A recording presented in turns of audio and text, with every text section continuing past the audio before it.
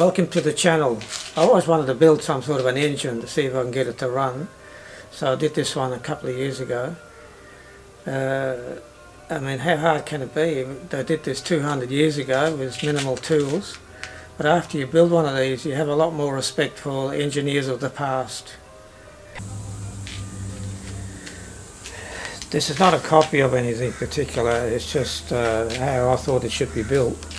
I didn't want to use slide valves like they use on a normal steam engine because I haven't really got a good milling machine, so I decided to do it like a motorbike, just using valves. And this was actually fairly hard to do. It was hard to get the valves to seat properly, even though I used valve paste.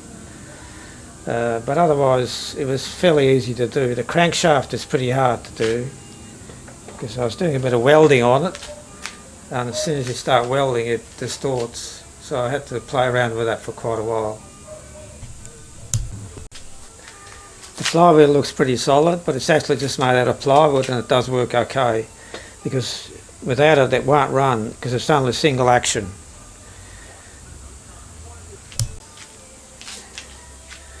Now I haven't got a boiler because my workshop's under my house. I don't want to blow my house up, so I'm just using compressed air.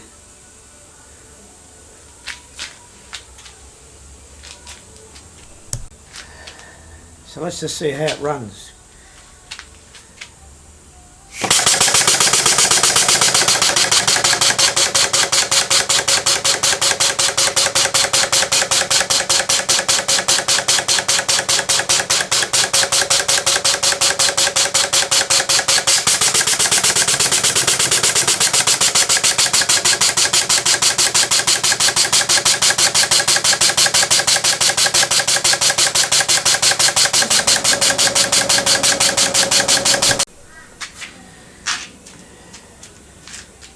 The crankshaft should be balanced a little bit more. It's not running real well that way. So this is what it looks like underneath.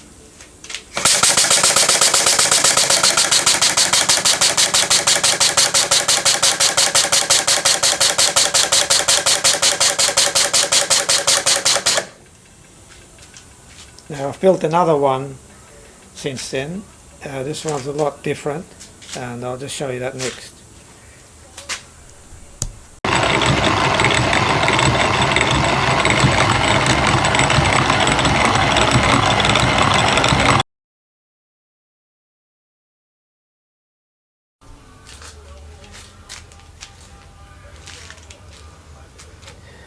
Now this motor is a lot different.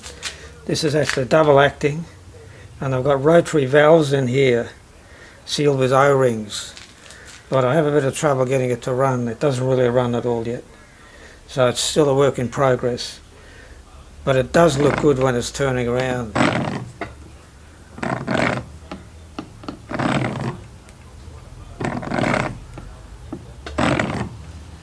And that's it. Thanks for watching.